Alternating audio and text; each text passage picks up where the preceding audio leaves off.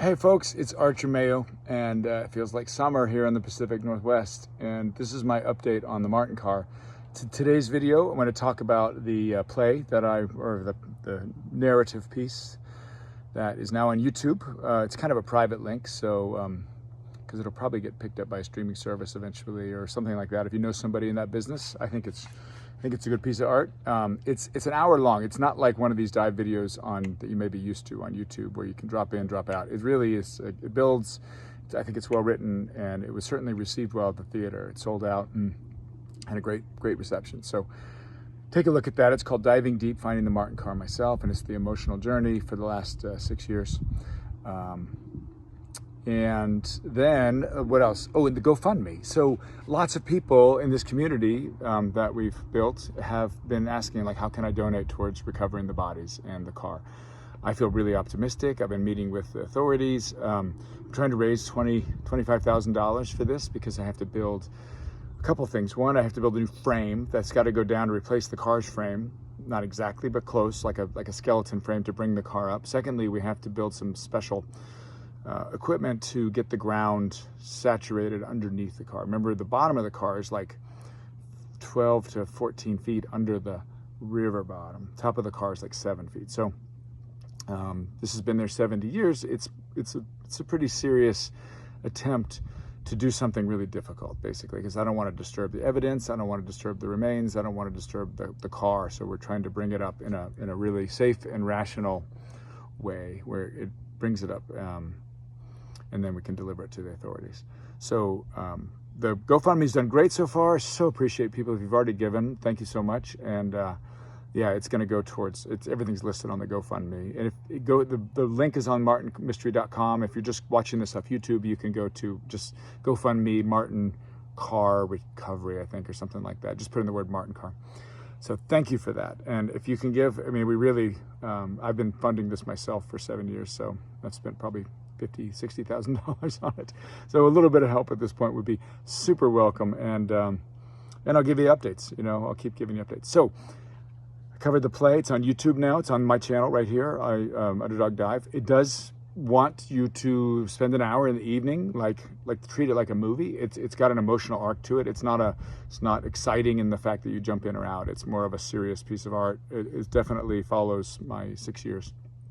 So I recommend that. And a great director, a great cellist on there too. Christine McHugh is the director, and Chrissy Lancaster is the cellist. So, all right, now dredging. So I know a lot of people don't know about dredging too much. So I'm actually on the dredge boat here. This is called Dawn's Grace, and if you watch the play, you'll know why. Oops, it's written there, Dawn's Grace. Anyway, this is the boat. So it's got a tiny little motor just to get me across the locks, but this is the business end of it, right? This is the water. Water comes out of the river, flows through here, comes out this pipe, goes down through PVC 60 feet down, and then across with a fire hose. And then that's what I use to actually do suction dredging. So it's a little complicated. I'll show you some more parts of that. So this is the boat. It's just an old junker fishing boat. This is what we use, nothing fancy. Took the motor off, built this bracket, mounted all this stuff. So it's like a 1970s fishing boat, but it's great. So that's just for this purpose.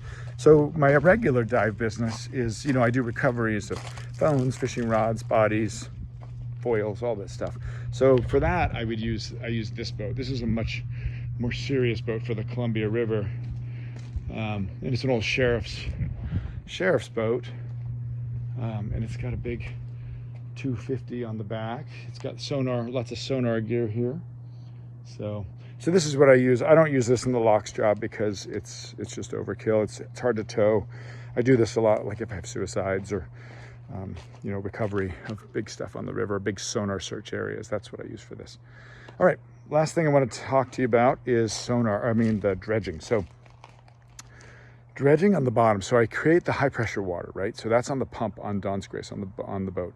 So it gets about 60 or 80 PSI. So then that water goes by fire hose and actually plugs in to this. So this is kind of my materials and junk pile. So this is where the fire hose plugs in. So the water shoots through here and I can send it two different directions based on these valves. So, and that's a safety thing when I have to unclog it.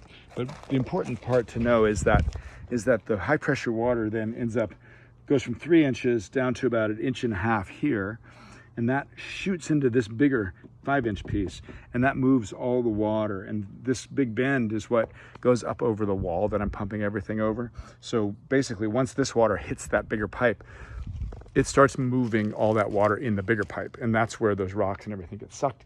They go through this and over the wall, and just put into the current on the other side. So it's a big suction dredge. No rocks, no mud ever goes through the actual pump. That's just clean water, and that way we can use a really high pressure like fire pump. So the rest of the stuff is all like, most of this is an older dredge that I did when I didn't have the 5-inch dredge. This was a couple of years back. This is the business end of, so this is, the smaller stuff is where the high pressure line goes. The bigger stuff is where the rocks go through. This is the business end of dredging. So in this case, I cut this open and put these fins on here. So, and there would normally, remember there's a big suction in here, right? So this is the end where I'm sucking up the rocks and the debris out of this. But if something gets stuck there, or my hand were to get caught or something like that, it's really dangerous. So what I can do is, there's a piece of plastic that I lay over here that the vacuum holds it on, right? So if I need to break this vacuum, meaning like get the vacuum to stop so I can pull the rock off the end or get my hand out of it or something like that, I just peel off the plastic that's on here, and now all the water is going through here, and there's zero on this end basically. So that is how dredging works. This is an old dredge piece. That's only like a 3-inch dredge, so I use that for the first year, and that's the nozzle end. All right. So yeah, this is the time of year. There's not much diving in the Columbia because the visibility is really poor. The current's picking up with the snow melts coming through. This is getting close to actually the time of year when the Martin family car started rolling from where it went in to where it ended up in the pit. So that was 67 years ago almost. So the diving will start in July, is when the current slows down enough. I've got my personal limit is like 150,000 cubic feet per second. It's kind of the level where I'm comfortable diving. Also, the visibility is really poor until that time. All right, so the play, watch it and tell me what you think about it. If you know anybody at the streaming services or anybody who might want to remake it, or I'd love to talk about that. And then the GoFundMe. So if you love this, if you love the car, we'd love to get them up. I'd love to get the artifacts, just get the car up in one piece, get the bodies up, get them all reunited. And then, yeah, I will give you any more news. There probably won't be much news for a couple weeks at least, now that I've doing the fundraising. And yeah, I just so appreciate it. So many people have said such nice things and reached out, and I've heard from so many of the family members. People have been mailing me, people who knew the family or were alive at the time when they were missing have sent me gorgeous cards, like perfect penmanship, just thanking me for the work. It means so much, really. It does. It really means a lot that people are so interested in this, and the justice and the righteousness of bringing them back and getting them out of the river feels good. And yeah, and if you can help with the GoFundMe, I mean, we'd really love to make. Right now, the goal is set at $7,000. I think the ultimate goal is like $25,000. If that's something you can help with, I'd really appreciate it, and it will go to good cause. All right, peace. Thanks everybody so much, and I'll make another one in about a month, and but then we'll be back in the river in July with hopefully lots to show and tell. Bye.